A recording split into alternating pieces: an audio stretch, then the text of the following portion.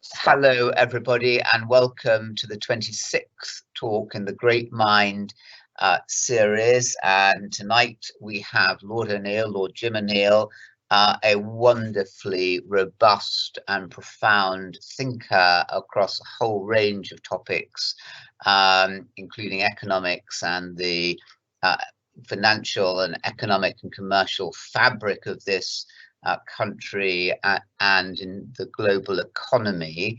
And we're going to be talking with a particular focus about what does COVID spell for the economy? Maybe what does Brexit also entail, and when will the remarkable benefits that we've been told will flow from Brexit begin to flow, and how will that intertwine with COVID and the possibility of second wave and many other things we'll be looking at too. But Jim, if I could begin with you, and thank you very, very much indeed for coming on. The talks are having 1,000 plus looking, and then that same number and many more who then see it on catch up. Oh, sorry to interrupt.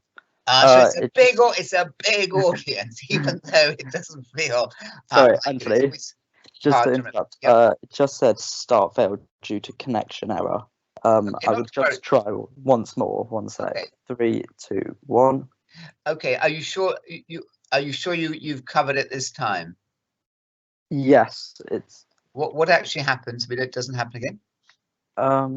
I think it will be the connection error if it's once more like this. Is that a connection with Jim or a connection at our end? It might just be the whole connection of Teams. So it'll just be like from me to you to me to Jim as well. Okay. So just let me know once if it's going wrong. Okay. It's just started now. There we go.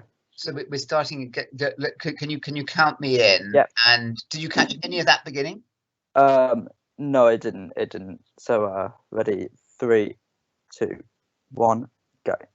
So good evening and welcome everybody, and thank you very much for joining us for the 26th talk in the series. Tonight we have one of the most imaginative economic thinkers in the country and indeed globally, Lord Jim O'Neill, and we're going to be talking about the economy and the future of the economy, and we're going to have over 1,000 people looking at this, and many more will be picking it up and seeing it after the event. So thank you very much indeed. This is unusually a recorded session, but we have lots of questions that have come in advance.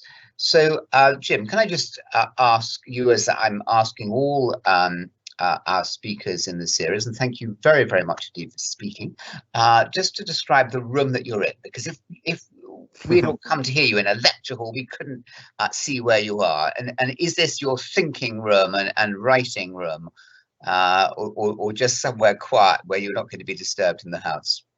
Thank you very much, Anthony. It's really is a great pleasure to do this with you. I feel very flattered. So the room I'm sitting in is a quite small office in a house we have in the beautiful Isle of Purbeck in Dorset. And certainly during COVID-19, it has been where I have enjoyed doing whatever thinking I am doing, and certainly quite a lot of the writing. And I have written many articles for a number of different outlets. And we normally are lucky enough to spend about a third of our life here.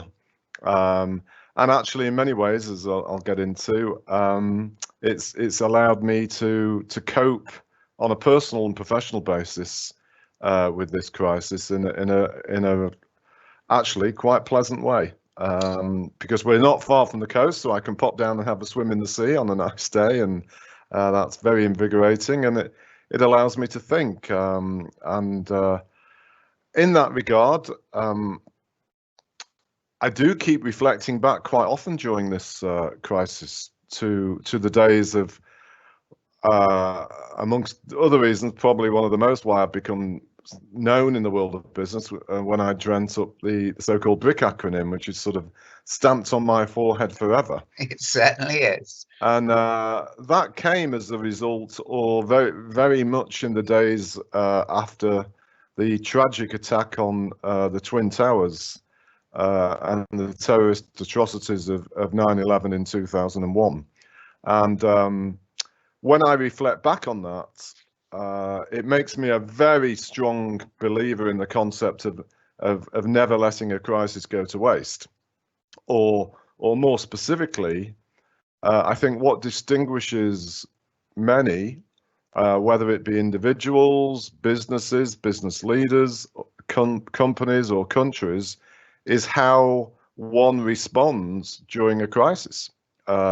Because of my age and my professional experience, I've lived through a significant number of economic crises.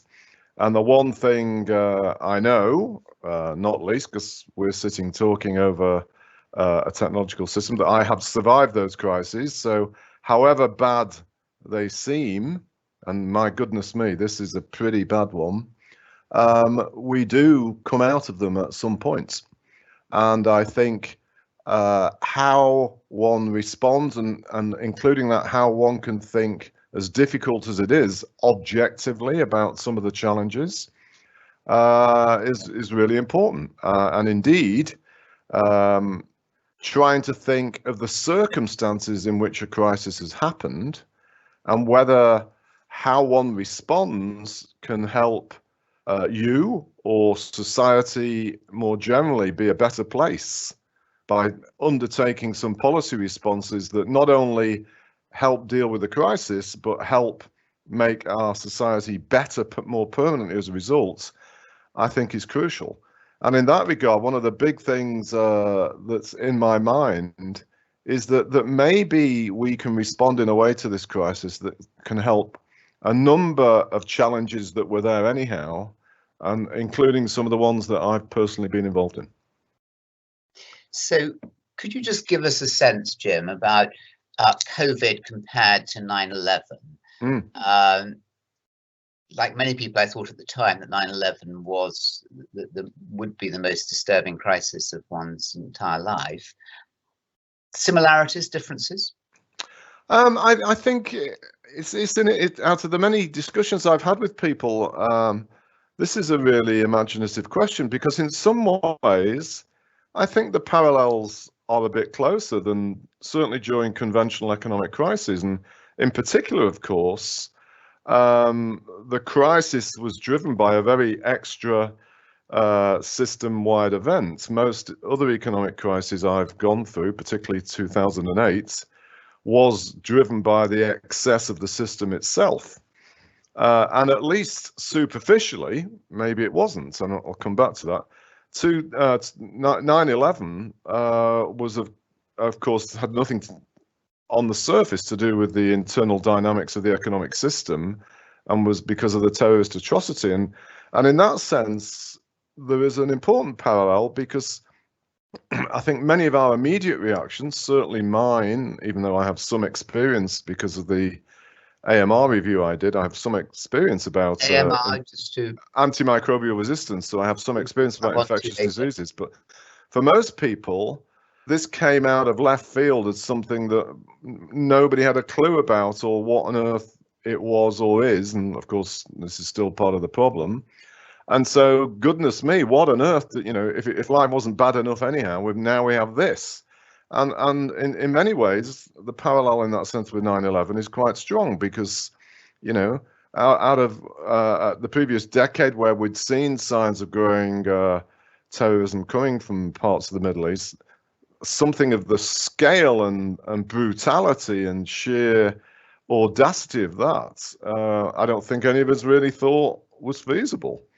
And so you're right. For some weeks, I think a lot of people felt, goodness me, you know, is this the end of life as we know it? And reflecting back, it's an interesting question. And that's what I saw in that crisis, strangely, was actually, if I tried to take myself objectively away from the emotion, that I read into it some kind of symbol that this could be the end of American-led globalization. Come on to that. Yeah. And was that, when we look at China, I'm going to come back, Jim, and just take you just through a bit through your life, but before we do that, you did mention the BRICS. Yes. And there'll be many listening to this who'll be familiar with the BRICS, and there'll be some school students and others who maybe won't. So can you just tell us how you devised the BRICS and the impact and what your thinking was? Yeah. So the core driver was indeed 9/11. I sort of sat around thinking, you know, what does this really mean, and is there some peculiar subtle message that perhaps the world has had enough of the whole of the world essentially becoming some version of America as we became more and more globalized. And rightly or wrongly, that was the core takeaway for me. I thought, actually, I think that's what's now going to emerge. And of course, this atrocity was only 3 years after the Asian crisis, and I'd already started to be slightly infatuated with China, and particularly China's really powerful role in helping solve that crisis. And that was the first in 98 when the Chinese essentially persuaded the then US Treasury Secretary to intervene in the foreign exchange market. That, in my view, was the beginning of the end of that crisis. And that taught me that even with the certainly looking backwards, but it seemed to the world at the time, even with the small relative economy that China had then, they were starting to impact the world. And of course, it was post the collapse of the Soviet Union. And in those days, we all thought rather fondly about Russia. And that's what really started it off. And then so I thought about those two.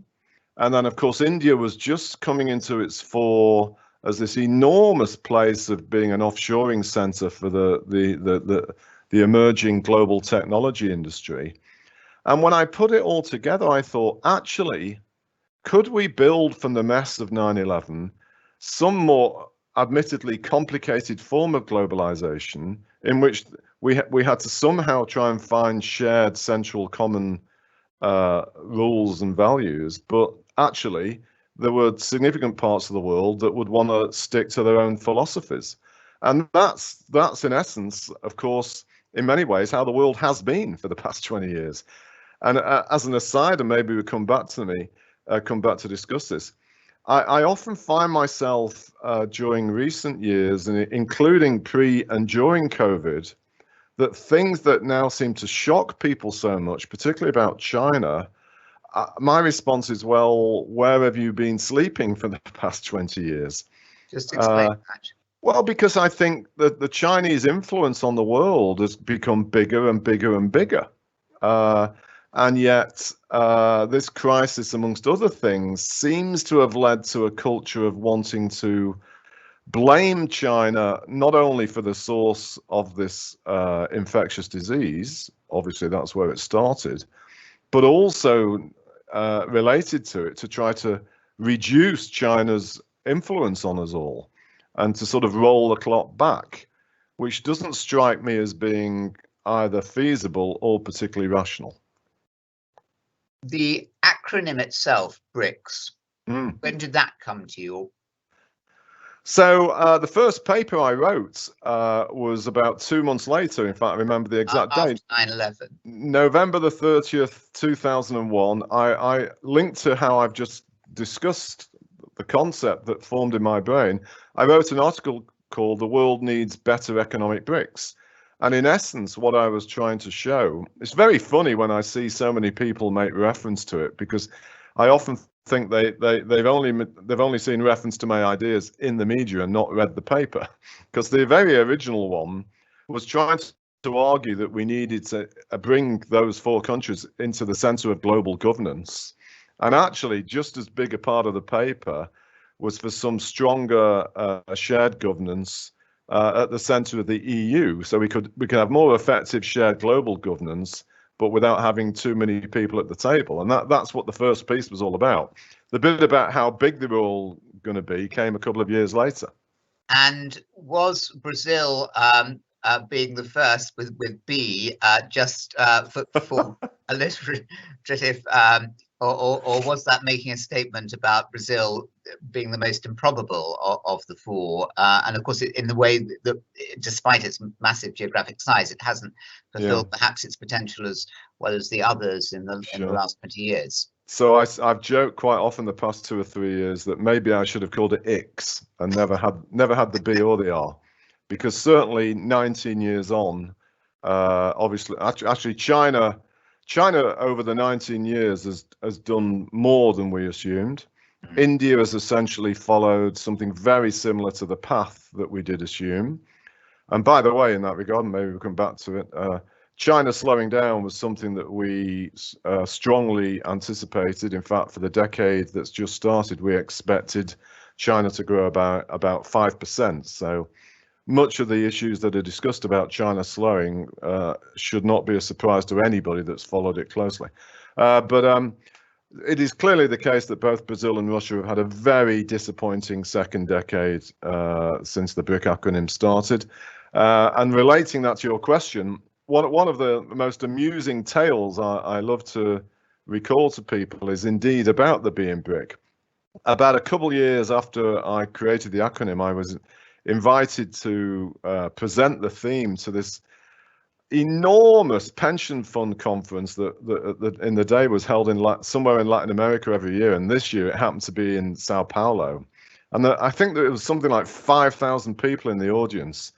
And just as the host was introducing me, he made all these superlatives about this great idea and came back to me and whispered in my ear, literally 10 seconds before I went to the podium, all 5,000 people here know the only reason why the B is there is without it, there's no acronym. And it was very interesting because at the time, it came, the BRIC acronym idea came just as Lula was appearing on the scene. And as you would remember, this was on the back of a time where people were worrying that Brazil would have a even bigger default by their standards, and yet another era of hyperinflation. And in fact, within a few years, one of the reasons it became so popular is many people in Latin America, particularly in Brazil, suddenly I was some kind of genius. So I was the only person in the world that thought Lula might actually do something positive, where I had to put a special box in the first two BRIC themes we wrote just to pacify our Goldman Sachs chief economist, Paulo Leme, a dear friend of mine, who was amongst the millions of Brazilians and other people around the world who thought I was a complete lunatic for conceiving that Brazil could have a decent period. And some historians say, Jim, that we put far too much emphasis on political leaders. So taking those four countries and Bolsonaro in Brazil and Singh and Modi in India and Xi and Putin in Russia. To what extent has the economic progress and political power of those countries been dependent upon the skills of those leaders, would you say? I think it's particularly valid with Putin in Russia. I would argue for the other three, as you started out by asking this question, I think their roles are exaggerated. I think China, it's 19 years. Even China has now had what, 3 leaders during that period. India's had a few, and Brazil's, surprise, surprise, had more than any of the others. Whereas Putin has essentially been a constant. And Russia is the most disappointing of the 4.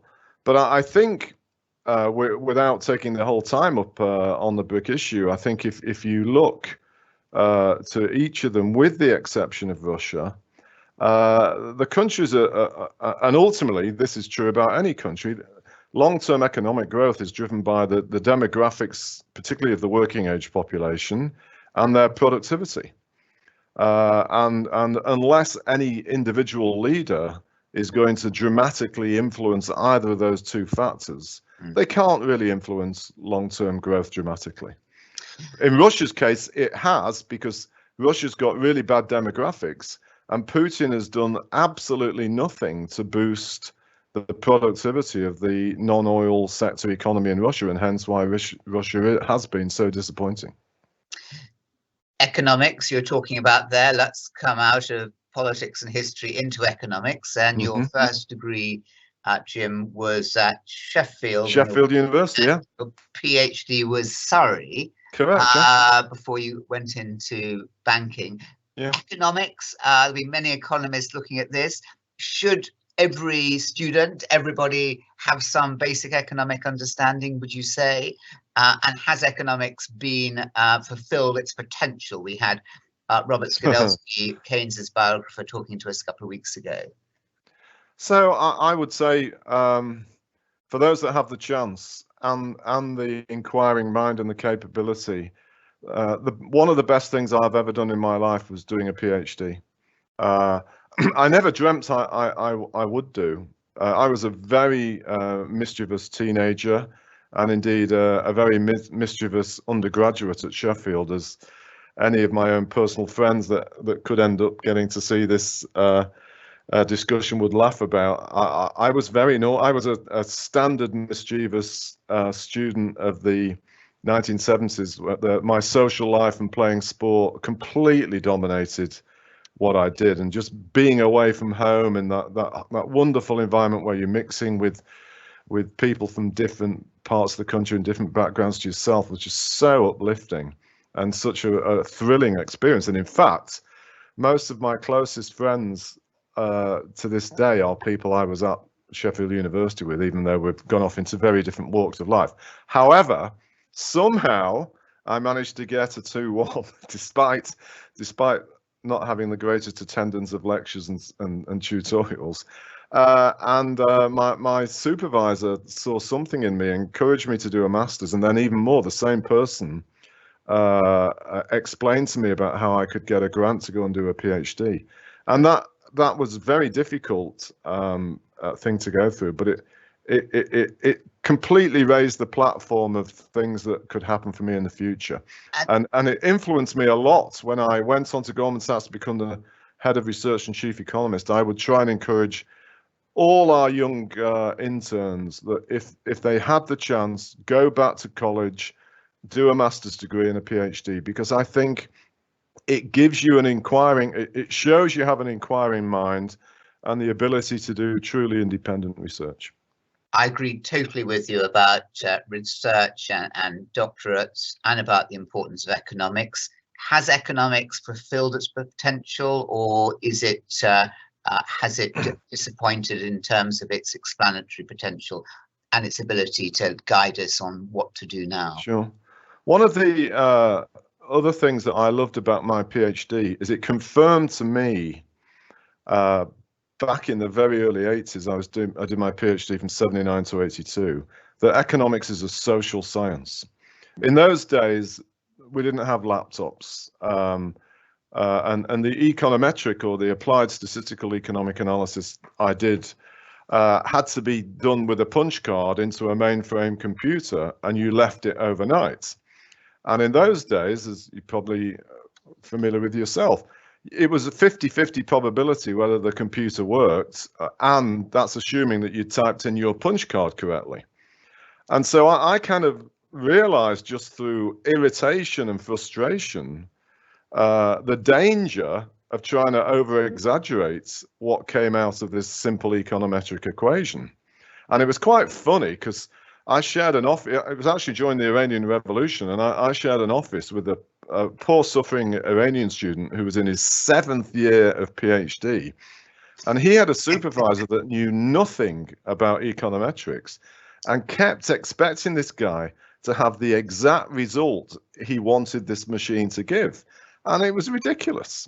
So, and one of the big dangers, Anthony, of economics has become is that one of the few downsides to technology is it's so easy to put all these numbers into a computer and to just automatically assume that's the answer. And economics is a social science. It isn't a science.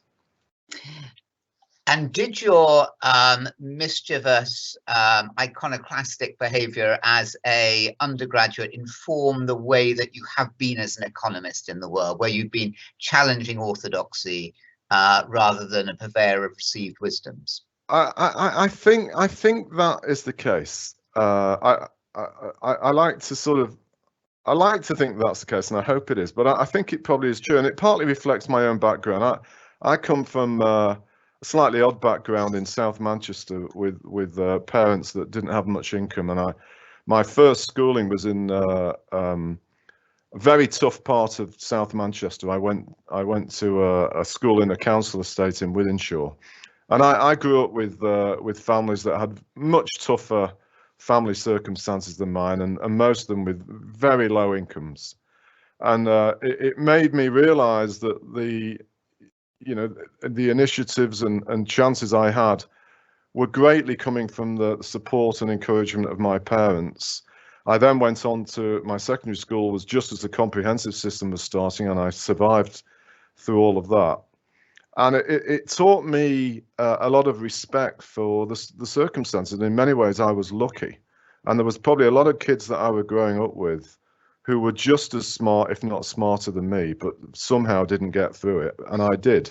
And so it made me respect my background. It made me realize the enormous value of education. It's influenced me a lot about educational philanthropy since. But it also taught me to question what the orthodoxy thought, even if it was much of it coming out of people that were much more privileged. And I've always had a sort of edge to being questioning about a strong consensus. And I know it's irritated a lot of people that I've worked with ever since, but particularly when it comes to economics, because there is no known knowns. It's a subject of great uncertainty and on a lot of assumptions about behavioral activities. We'll come on to that in a moment. Let's come on to your moving into banking, Bank of America, and then Goldman's in 95. I think you joined in 96, that cohort. What is it about Goldman's, the mystique about Goldman Sachs? Why is it special? Is it really special? And is that down again to some individuals or to underlying growth factors and human capital factors? I remember relatively early on in my career reading a very long article. I think it was in a magazine called Euromoney at the time, featuring Goldman. I'm going to say it would be in the mid-80s. And I remember reading it thinking, what a bunch of strange human beings. The theme of the article was that everybody there worked about 17 hours a day, and they were all complete geniuses, but they didn't really have life, other than this obsessive focus on huge professional and financial success. And I thought, why would anybody want to work there? And the thing which is at the core of what, certainly from my long experience, I ended up being there for close to 19 years. And these guys were so desperate for me that they ended up actually hiring me as a partner in 1995 to join the 96 class. Sorry, the 94 class. I became a member of the 94 class. Sorry, I piggybacked on the class that had been developed the year before, and I think I was only the 5th ever person that had been brought in as a partner from the outside. And I was slightly mesmerized by it, but they'd been trying to persuade me to join them for a couple of years, and I thought, well, if they're daft enough to offer me a partnership, they're taking more of the risk than I am, because this is in the days when it was a true partnership still.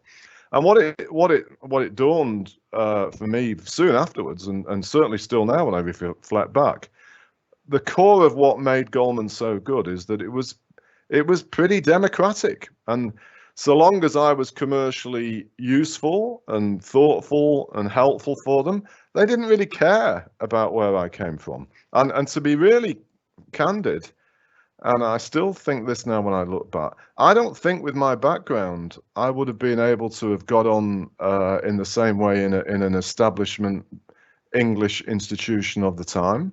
And there was something wonderful about the meritocratic culture of perhaps many American organizations, but certainly Goldman, that basically tolerated people from all sorts of backgrounds, so long as they bought into the the central culture and purpose of what Goldman was. And it was a wonderful experience for me. I was going to ask you there, Jim, about social mobility, because surely the biggest waste in Britain is of the talent of so many young people who you grew up with, who didn't spark as you did and go on to university.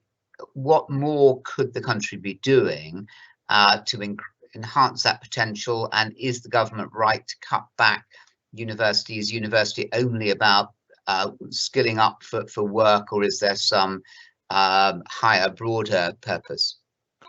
So my answer to this links to what I touched on about what I'm thinking during this crisis. And again, it's never let a crisis go to waste. You know, we have a government here that has taught in its brief life a staggering amount of times about so-called levelling up. And of course, levelling up could mean a lot of things. And I'm quite involved in some of the geographical aspects of that. But presumably, it also means levelling up opportunity.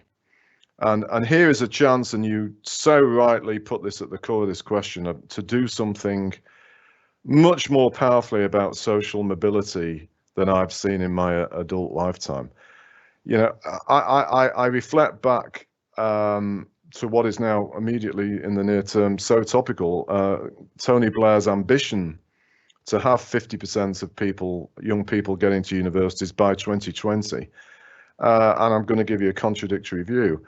I think it was a fantastic idea to try and get more young people into university. I am living proof of the value of it.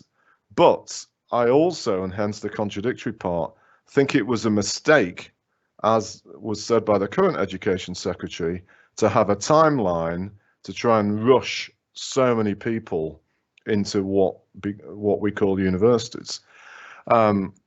Another part of the contradictory answer is there was, and I'm sure still are, well, I know there still are because of the work I do in education and philanthropy, there's a lot of young people from less advantaged backgrounds that don't even think about going to university. So we have to do a lot more about social mobility for the families and aspirations, as well as support and incentives for families from very disadvantaged backgrounds at younger ages than when they start thinking about shall they go to university. I also believe, and I'm hoping that part of levelling up, this is going to be the agenda for this government, is that there's not so much hype about young people going to great universities, and we have a redefinition of further education colleges, and particularly a lot more enthusiasm about going back to encouraging young people to learn skills that aren't just academic, and particularly in terms of trying to help rebuild the business communities of many Northern and Midlands economies. I think there's a great potential for doing more about further education colleges, as well as for being more serious about big areas of disadvantage and pursuing specific initiatives to help education at a younger age for so many parts of the country. So let's look at that regional problem in Britain, which is there in every country, but in some ways it is worse. It is bad. It's particularly bad in the UK. Because Britain was the first industrial nation and had all that infrastructure around the country, which then the economic activity couldn't allow to continue? Or the dominance of London and the southeast? I think there's, you know, linked to my view that economics is a social science. I should have already peppered a number of my answers with I don't know, and here I'm going to say I don't know. But my suspicion is two or three big things. First of all, we are peculiarly the most centrally run country, I think, with a possible exception of Albania, in the OECD. Not a great benchmarker. No, it's not. And so we, and I think And Anthony, you'd be a much more experienced observer about this, but I suspect part of it has something to do with the origins of the British class system and the growth of the civil service and the elite decision making.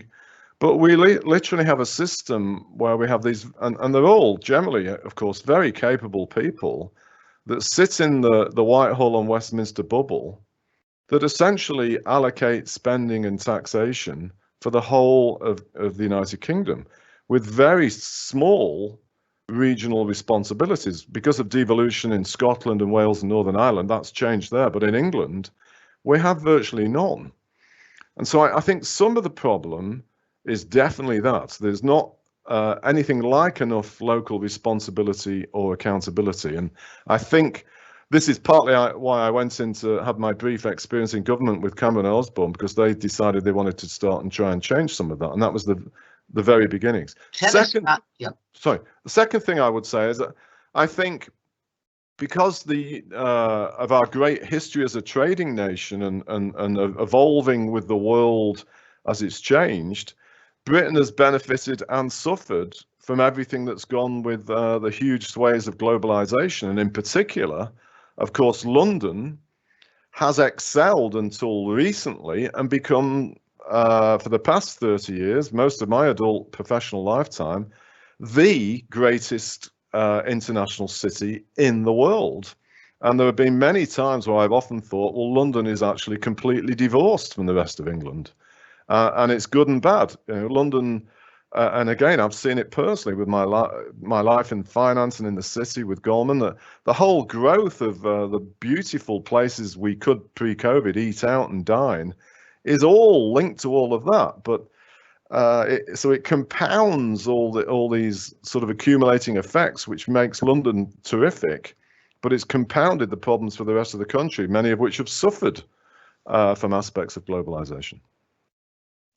So let's just take a question in there on Brexit. How is Brexit going to help? Brexit was in part a response from the anguish of the left behind areas voting to leave. Will Brexit help those left behind areas? And how is that interweaving with COVID? And what will it matter if there's no deal? As Marc Francois says, he seems to think it's going to be wonderful. So I'm with you with the tone of your question. I try to rationalize in my hopes and aspirations that if there is anything that can come positively out of Brexit, is that it will force British policymakers, or particularly English policymakers, to focus on these issues we've been talking about: social immobility, geographic productivity differentials, and income weaknesses around the country. That can be the only thing that we could benefit as a result of Brexit. Otherwise, I don't see it anything other than, from an economic perspective, than a self-inflicted source of pain. But in the spirit of not letting a crisis go to waste, that should be what this government's going to do. But because they created such a big hole for themselves, and quite frankly, I don't really see much signs of the emergence of a proper post-Brexit global Britain. Look how they are now suddenly deciding to attack China in terms of our relationship with them. It's not obvious to me that there's enough strategic thinking about some of these issues and Britain standing in the world. But if they emerge through this COVID crisis and decide to really throw a lot of initiatives and support at doing something about social mobility and geographic inequalities, then it might be worth it. So there'll be people listening to this who'll be on all sides of and I do mean all sides of the Brexit divide, but I think everyone's united in wanting the very best for the country, and you suggested some ways there. Do you think the economic case for leaving the EU now, as we are here on the 4th anniversary of the referendum vote. Is the economic case that was made for the benefits of leaving the EU stronger now 4 years on than it was at the time of the referendum? The answer is clearly no. The pure economic argument seemed to be based on being able to construct more free trade agreements with other parts of the world. The truth of the matter is, for the foreseeable future, the world economy is going to be dominated by 3 places: the United States, China, and the EU. And what it seems, as we're passing through the 4th anniversary, from the mindset of a lot of people that are leading this government, in essence, it's about being closer to the United States. And it doesn't make any economic sense whatsoever. It's already our single biggest trading partner, and having a free trade agreement with the United States isn't going to change our future trade relationship with the US too much.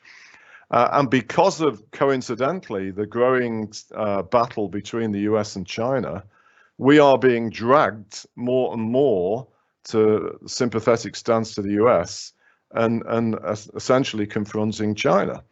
China, as I'm fond of saying, and I could spend hours talking to you about this, creates another New Zealand every 4 months. Even with China, its lowest growth rate for nearly 30 years, it's creating another New Zealand every 4 months. And so unless we can have a proper trade relationship with the EU and China, then we will be a net sufferer from leaving the EU. And I don't see any signs of this government's leadership recognizing that. So a question about Trump here, and viewers will be on all sides again of spectrum about Trump. But to what extent do you think, Jim, the economic miracle in the US pre-COVID was down to Trump's policies, or was it going to happen anyway, to the extent it has happened? There was no economic miracle. Essentially, what Trump has done was introduce a massive corporate tax cuts. In fact, ironically, given the politics of support for Trump, essentially a huge transfer to corporate to business at the expense of taxpayers, and that caused an enormous tax-fueled rise in the stock market because of the price earnings consequence directly of that tax cut. Excuse me. As well as stimulating temporarily some investment spending. That's what happened on top of what was already a pretty buoyant economy when Trump won the election. And so I think it's Trump has been, for a brief period, brilliant in the modern art of media management and image creation. But I think the underlying structure of the US economy doesn't show any great particular strength even before COVID. And one of the things that I could have talked about earlier, linking many parts of my life, if I reflect on the performance of many countries' ability to cope with COVID, what is interesting, there's a very strong correlation with an index I presided over in my time at Goldman about sustainable economic growth. And neither the US or the UK come out particularly strongly in such indicators. And in fact, this index I created in the early noughties, around about the same time as the BRIC idea, of 180 countries. Surprise, surprise, the top performing countries are the North Asian ones, Scandinavia and Northern Europe. And these are the countries that are coping so far so much better with this crisis than the United States and the UK. And it doesn't surprise me. Can you just explain more on that, and coupling in with you are an expert, Jim. Universities like the University of Buckingham are about evidence and argument and respect for different viewpoints. But can you couple in with that your view about whether there has been, perhaps because of social media, less of a respect for the wisdom of experts? Yeah, I think I'll start with the end of it. I think I've thought this for 2 or 3 years. One of the most troubling aspects of our era of 24/7 media, with social media playing a role, it is wonderful that it allows everyone access to some form of information quickly and cheaply. But that immediately translates into an opinion which is not really developed on a lot of evidence, not least because a lot of the provision of the information through these outlets is not research or evidence-based. And it's very difficult for an evidence-based policymaker to lead in the same way as perhaps in an era before, because they are competing with somebody that might be particularly articulate, that understands this form of media communication, but isn't intellectually curious or interested in any of this evidence. And frankly, I would say that's what Donald Trump excels at. He has been a brilliant opportunist in existing through this strange era that we're currently going through. And I don't think it is particularly sustainable. I've personally started to persuade myself before this crisis, and in this sense, I personally think the way it's evolving is helpful, that when you stand back and observe how political leadership and systems develop, because capitalism hasn't worked as well as it should have done to make sure the gains are inclusive for as many people as possible. We talked about it a little bit as it relates to some geographies in the UK.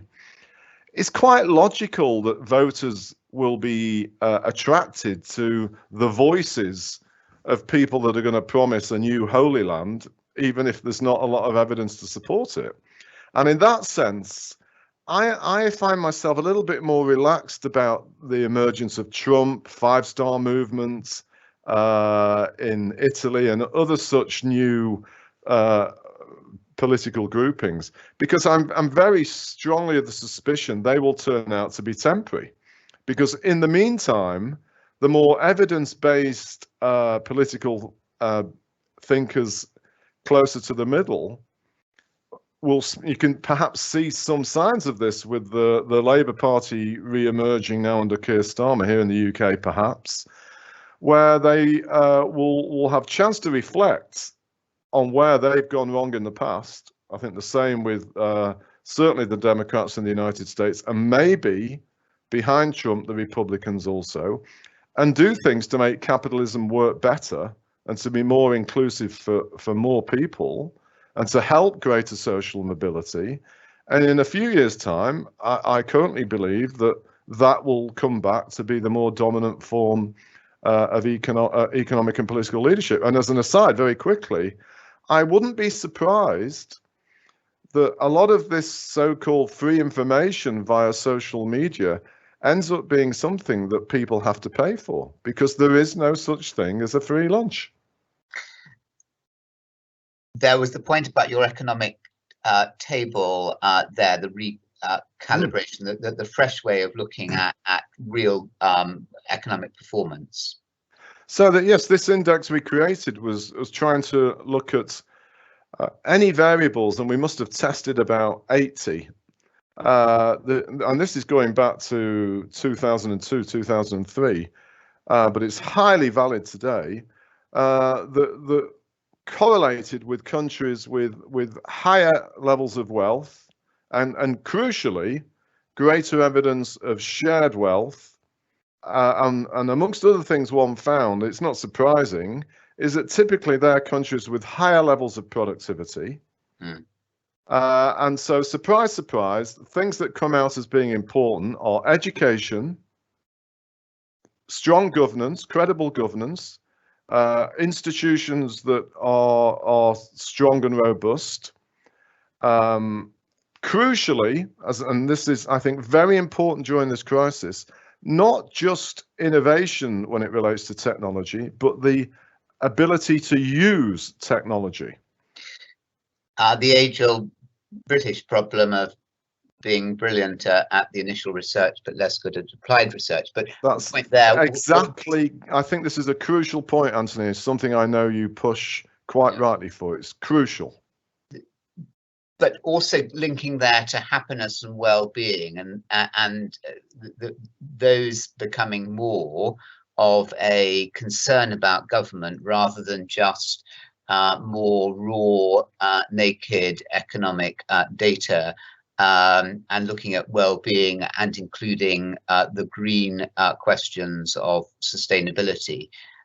Is that going to become much more evident? You know, my 2020 crisis takeaway, 19 years post-BRIC, is I think we're accelerating into an era of stakeholder capitalism, in which the obsession with profit maximization at the expense of anything else is almost definitely behind us. And that we will move into an era. You see the nascent beginnings of it with so-called ESG in the world of investing, but I think we're going to see. Explain ESG for listeners. Sorry, ESG relates to the environment, social responsibility, and governance. And I think that's the beginnings of a nascent movement, which I think will now accelerate, where the leaders in different industries, and others therefore will follow them if they remain leaders, will see the role of a company going back to what capitalism, from what I read in history, was all about, in helping do something for the society in which you have a license to operate, including all these externalities, or what economists describe as market failures. A huge influence on me in this regard is the work I've done in antibiotic resistance, or so-called AMR. Well, that's a question on that, and can we say that more should have been anticipated by the Johnson? So many questions here. Johnson government before COVID struck in February. Was there negligence on behalf of the British government, more generally international governments, to not do more to prepare? One of the reasons I was asked to lead this review into AMR in 2015, which is probably the most intellectually by Cameron, the most stimulating things I've ever done, actually, is because there was this perceived false separation of health and economics and finance. And they wanted somebody with my background so that I could readdress the AMR agenda to the world of economics and finance. And one of the reasons, it was many reasons, but one of the reasons it was so pleasing is because I had the capability of having some success in that. We had a high-level UN agreement, and we actually got it on the G20 agenda. And because of other efforts going on, but also our own, this got onto being on the National Risk Register, along with preparedness for pandemics in the UK. And so since 2015, and one of the things that greatly bothers me about the UK in this sense is that as soon as David Cameron disappeared, the next leader decides to drop the focus on AMR. And I've not heard Boris Johnson or anybody close to this leadership talk about it publicly since. And yet we've shown that if we don't do something about it by 2050, you're going to have 10 million people around the world dying every year, and an even bigger loss of economic output than we're having from COVID. To clarify there, are you saying that the decision by the Theresa May government to drop the focus on AMR meant the country was less well prepared for COVID when it struck in early 2020? I think there was an element of misfortune that, as the current head of the Health Select Committee, Jeremy Hunt, keeps pointing out, there was some preparedness for a more traditional type of pandemic, but there certainly wasn't for this. And in my opinion, because of the shift in approach from Theresa May's government, and frankly, also the distraction of Brexit, the civil service machine was clearly not prepared for this pandemic. And it also adds to, therefore, and my belief that there's a huge difference between what one says and what one does. And the whole sort of just-in-time inventory management of our hospital system and the preparedness for a pandemic, take the PPE and the testing, we clearly weren't prepared for any kind of pandemic. It does make a pretty a devastating point about risk registers, which all companies and universities and governments have, if there was so little awareness of what has been the biggest economic catastrophe for the country in 300 years, that all the things that we were preparing for, war against Russia, for example, taking billions of pounds, were not put into this. Question there about, we're swinging around a bit, but that's the way questions go, Jim. Donald Trump, has Donald Trump, whether or not he wins in November a second term, will he have slowed down the relative decline of the US compared to China, or accelerated it? What will history say, do you think? I think Donald Trump is probably accelerating the relative decline of the US. Going back to what we touched on earlier, if you look at the makeup of the US economy, under Trump, the US consumer has gone back to being more than 70% of GDP. And that's what caused the crisis in 2008. And it means the US consumer is highly vulnerable to anything that could go wrong.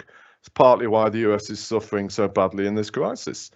And the attack on China and his stance to the rest of the world means that the other two parts of the economy that could be stronger, both investment spending and exports, have absolutely no chance of being structurally strong. And that means that whenever there's a period of a pickup in inflation or consumer prices and or a rise in interest rates, the US consumer is then going to be spectacularly vulnerable, and it leaves the US very weak structurally to deal with that challenge, and in a weak position to cope with this rapidly evolving world. So I don't, it's artificially boosted the US in the 2 years after he was elected because of the tax cut, but I think structurally it's accelerating the US's decline. Question, there is a UN centre at University of Buckingham. It's the only one like it in a UK university, a big commitment to it. You were talking there about close to the Millennium Development Goals, the aspiration on looking more at the quality of life and more a diverse sharing of wealth internationally. Do you see a role for the UN, or has the retreat into autocratic leadership with Xi and Trump and Erdogan and Bolsonaro et al.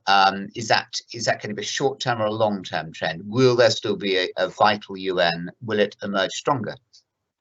So I think we're partly because of the environment in which I thought of the BRICS idea. We're obviously living through a difficult period for global governance, whether it be the UN, IMF, WTO, WHO, and so on. They're all under threat, but we have what we have. And I think a crucial role, and here the University of Buckingham can play a massive role, is to try and make these institutions more robust and more effective and coping with these complex changes that are going on in different parts of the world. And in this regard, linking it to stakeholder capitalism, I think a central part of it is going to be more and more embracing of achieving the UN Sustainable Development Goals. I'm personally friendly with a number of very smart, many of them young thinkers, who are trying to create indices measuring publicly quoted companies' performance with respect to the Sustainable Development Goals. And I think this is an enormous growth area of coming years, of which COVID-19 will only accelerate because of the challenges for the most needy that it's created. So I'm actually pretty excited about something that the UN has introduced and encouraging the world to focus on. Time for two more questions. You were instrumental in the Northern Powerhouse concept. Perhaps you could just talk about that, Jim. And do you see a future for HS2? Should there be HS2? Should the money be better spent elsewhere? So to tie the two questions together from 40,000 feet, it seems to me linking what we've discussed and how countries have done better than others during this crisis. Three things in terms of all the interventions to helping deal with productivity problems, three things stand out a lot as being now even more important relative to other forms of intervention before, and that's education, skills, and technology. And I think this is very applicable to the Northern Powerhouse. I am associated with being the creator of that idea. It came out of the Cities Growth Commission that I chaired. In essence, it was about trying to pursue the notion of what economists call agglomeration, of linking up closely geographically located northern cities closer together. And frankly, some of that is tested by this crisis because, of course, social distancing is now the perceived norm. So obviously, in that sense, physical transport is not as important in the immediate future as it was before, but education, skills, and particularly technology, in my view, even more. How on earth can we have a world where so many disadvantaged people can't even probably do what you and I are doing right now? And this is an urgently needed solution. And so I'm hoping this government is going to be even more focused on these issues in coming weeks and months. As it relates to HS2, I personally was never the greatest fan of HS2 being central to the Northern Powerhouse. And I think if we're living in a world where people are going to be working more flexibly and instead of 5 days a week in an office, 2 or 3 days a week, and some of this might even persist beyond finding a vaccine if we ever do, I think the economics of HS2 become even tougher than they were before. And so I would, within the bucket for spending on trains, it's much more crucial to have better links within the north than moving people to and from London at even faster speeds than ever. There's just another question that's come in. So 2 very quick ones. China, is it inevitable that China is going to take over? When will China take over as the world's biggest economy? And does that mean a new Cold War? Does it mean a hot war? You know, I find myself reflecting that maybe the US is always going to try and stop any other country becoming bigger than it. You know, I'm old enough to know when it was embarrassingly fashionable for a brief period for many in business to think Japan was going to overtake the US, and the US did things to make sure that that didn't happen. And I jokingly said in a piece recently that I feel sorry for India in 30 years' time, because if China fails, the only other guy on the block that could challenge the US in about 30 years plus would be India, and maybe the US tries to stop that with some other technique. And one can understand, you know, we obviously went through that historically, but we've gone beyond it and dealt with it. The US has got to, so my real answer is the US has got to learn that being the biggest isn't the same as being the wealthiest. And China becoming the biggest country in the world, even if it carried on the way that it was without its own changes and evolution, will mean the rest of the world becomes wealthier, including Americans. And it's as simple as that, really. The analogy I often make is that the small number of people that live in Luxembourg don't sit around worrying all day long about how big Germany is. They know that Germany doing well is going to make Luxembourgers more wealthy. And that is the reality for the States, and they've got to come to grips with it. And the war point, is there going to be a war? I doubt it. I doubt it. I think because of modern technologies and many of the ways life has evolved involving technology, I think at least of a conventional war that you and I were brought up in, I doubt it greatly. Okay, and just finally, and I don't know whether viewers can see this here, we had Daniel Susskind talking at the Higher Education Festival that the university ran last week, Jim, and he was talking about the impact of AI and the jobs of the future no longer being the ones that we expect universities and schools preparing people precisely for the skills that algorithms will replicate rather than human skills. Where do you stand on the future of work and whether AI is going to take over? So I find myself very skeptical about this idea that AI is going to destroy good jobs. And in that sense, as much as economics is a social science, it's also brilliant at having a relative price mechanism and a way of evolving to push society better, more forward. You know, again, I've been around long enough to have gone through periods of versions of this theory in the past. You know, one of the huge surprises of the past 20 years is just how much employment has been created despite all of these technologies. And obviously, in some parts of the world, there's issues about the quality of some of those jobs. But the idea that technology is going to destroy all forms of useful employment, I just think is for the birds. And I don't actually really think, you know, obviously in some very specific sectors, job replacement is likely, but there's no evidence to support that this has ever happened, and I don't imagine it ever will.